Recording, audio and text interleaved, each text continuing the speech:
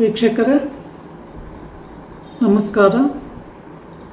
ನಾನು ನಿಮ್ಮ ನಾಗರಾಜ್ ಚೋಳು, ಪ್ರಖ್ಯಾತ ಜ್ಯೋತಿಷಿ, ವಾಸ್ತು ಹಾಗೂ ಸಂಖ್ಯಾಶಾಸ್ತ್ರಜ್ಞರು ಮಾತನಾಡ್ತಾ ಇರ್ತಕ್ಕಂಥದ್ದು.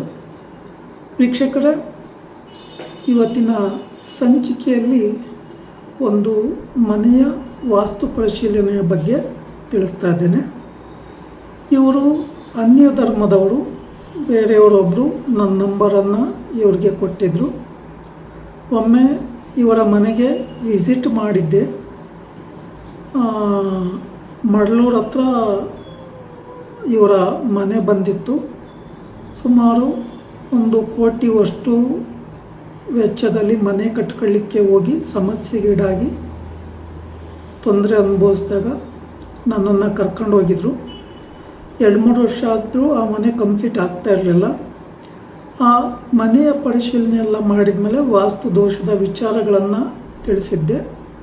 ಬಟ್ ಇವ್ರಿಗೆ ವಾಸ್ತು ವಿಚಾರ ಗೊತ್ತಾಗಿದ್ದರೂ ಸಹ ಆ ವಿಚಾರಗಳ ಬಗ್ಗೆ ಗಮನ ಕೊಟ್ಟಿರಲಿಲ್ಲ. ಅನಂತರ ನನ್ನ ಸಜೆಷನ್ನ ಕೇಳಿ ಆದಮೇಲೆ ಮೊನ್ನೆ ಒಂದು ಕಡೆ ಮನೆಯನ್ನು ನೋಡಿದರು.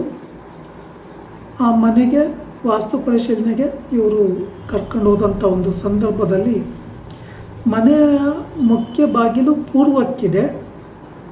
ರೋಡು ಪೂರ್ವ ಆಗ್ನೇಯವಾಗಿಯೂ ಇದೆ, ಪೂರ್ವ ಈಶಾನ್ಯವಾಗಿಯೂ ಇದೆ. ಈ ಮನೆಯಲ್ಲಿ ಏನು ಸಮಸ್ಯೆ ಆಗಿದೆ ಅಂತಂದರೆ, ಏನು ಮುಖ್ಯ ಬಾಗಿಲನ್ನು ಇಟ್ಟಿದ್ದಾರೋ ಅದು ಹಾಲ್ನ ಪೂರ್ವ ಆಗ್ನೇಯದ ಭಾಗದಲ್ಲಿ ಬರ್ತಾ ಇದೆ. ಅಂದರೆ ಆ ಹಾಲ್ನ ಪೂರ್ವ ಈಶಾನ್ಯದಲ್ಲಿ ಬಾಗಿಲು ಬರಬೇಕಿತ್ತು. ಪೂರ್ವ ಆಗ್ನೇಯಕ್ಕೆ ಮುಖ್ಯ ಬಾಗಿಲನ್ನು ಕೊಟ್ಟಿದ್ದಾರೆ. ಮತ್ತು ಹೊರಗಡೆ ಹೋಗ್ತಕ್ಕಂಥ ಒಂದು ಸಂದರ್ಭಗಳಲ್ಲಿ ಆಗ್ನೇಯದಿಂದಲೇ ಕೆಳಗಡೆಗಿಡಿದು ಆಚೆ ಹೋಗಬೇಕಾದಂಥ ಒಂದು ಪರಿಸ್ಥಿತಿಯಲ್ಲಿ ಮೆಟ್ಟಿಲುಗಳನ್ನು ಕಟ್ಟಿದ್ದಾರೆ. ಇಲ್ಲಿ ಆಗ್ನೇಯ ದಿಕ್ಕಿನ ಪ್ರಭಾವ ಜಾಸ್ತಿ ಆದಂಥ ಒಂದು ಸಂದರ್ಭಗಳ ಮೇಲೆ ಶ್ರೀಯರ ಮೇಲೆ ವ್ಯತಿರಿಕ್ತ ಪರಿಣಾಮವನ್ನು ಉಂಟು ಮಾಡುತ್ತೆ. ಅಡುಗೆ ಪದಾರ್ಥಗಳು ಅಷ್ಟಾಗಿ ಚೆನ್ನಾಗಿ ಮಾಡಿದರೂ ಚೆನ್ನಾಗಿರೋದಿಲ್ಲ. ಮತ್ತು ಇಲ್ಲಿ ಇನ್ನೊಂದು ತಪ್ಪು ಏನು ಮಾಡಿದ್ದಾರೆ ಅಂದರೆ, ದಕ್ಷಿಣದಲ್ಲಿ ದೇವ್ರ ಮನೆಯನ್ನು ಕೊಟ್ಟಿದ್ದಾರೆ. ದಕ್ಷಿಣ ಅಭಿಮುಖವಾಗಿ ಕುಳಿತುಕೊಂಡು ಪೂಜೆ ಮಾಡೋ ರೀತಿಯಲ್ಲಿ ವ್ಯವಸ್ಥೆ ಮಾಡಿದ್ದಾರೆ. ಇದರ ನಂತರ ಈ ದೇವರ ಮನೆಯ ಎದುರಿಗೆ ಸ್ನಾನಗೃಹ, ಶೌಚಾಲಯ ಬೇರೆ ಎದುರಿಗೆ ಬರ್ತದೆ. ಹಾಗಾಗಿ ಇದು ಪ್ರಬಲ ವಾಸ್ತು ದೋಷ ಆಗೋದ್ರಿಂದ ಈ ಮನೆಯಿಂದ ಸಮಸ್ಯೆಗಳನ್ನು ಅನುಭವಿಸ್ಬೇಕಾಗುತ್ತೆ ಅಂತೇಳಿ ಅವರಿಗೆ ಮಾಹಿತಿಯನ್ನು ತಿಳಿಸಿದೆ. ಮಾಸ್ಟರ್ ಬೆಡ್ರೂಮ್ನ ಬಾಗಿಲು ಪೂರ್ವ ಈಶಾನ್ಯಕ್ಕೆ ಬರ್ತದೆ. ವಾಯುವ್ಯದಲ್ಲೊಂದು ಬೆಡ್ರೂಮ್ ಬಾಗಿಲು ಮಾಡಿದರೆ ಅದು ಪೂರ್ವ ಆಗ್ನೇಯಕ್ಕೆ ನೀಚ ಸ್ಥಾನಕ್ಕೆ ಬರ್ತದೆ. ಆ ಕಾರಣದಿಂದ ಇವರು ಆ ಮನೆಯನ್ನು ತೆಗೆದುಕೋಬೇಕು ಅಂತೇಳಿ ವಾಸ್ತು ಪರಿಶೀಲನೆಗೆ ಕರ್ಕೊಂಡು ಹೋದಂಥ ಒಂದು ಸಂದರ್ಭಗಳಲ್ಲಿ ಈ ವಿಚಾರಗಳನ್ನು ತಿಳಿಸಿದಾಗ ಅವ್ರಿಗೆ ಆಗ ಅದು ಅವ್ರಿಗೆ ಅರ್ಥ ಆಯಿತು.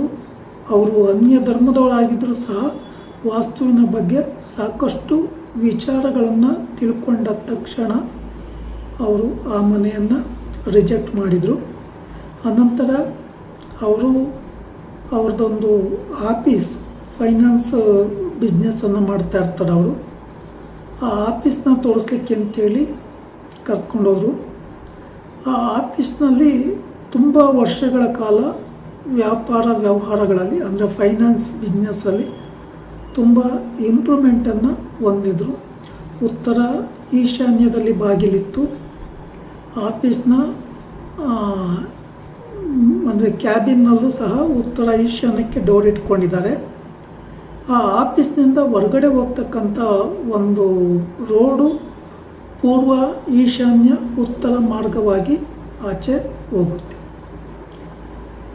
ಯಾವುದೋ ಒಂದು ಕಾರಣದಾಂತರದಿಂದ ಆ ಆಫೀಸನ್ನು ತೆಗೆದು ಬಿಟ್ಟರು. ಅವರು ಬೇರೆ ಕಡೆ ಇನ್ನೊಂದು ಕಡೆ ಹೋಗಿ ಶಿಫ್ಟ್ ಆದಮೇಲೆ ಅವರು ತಾನು ಮಾಡ್ತಿದ್ದಂಥ ಬಿಸ್ನೆಸ್ಸಲ್ಲೆಲ್ಲ ನಷ್ಟ ಅನುಭವಿಸ್ಬೇಕಾಗಿ ಬಂತು, ಕಳ್ಕೋಬೇಕಾಗಿ ಬಂತು.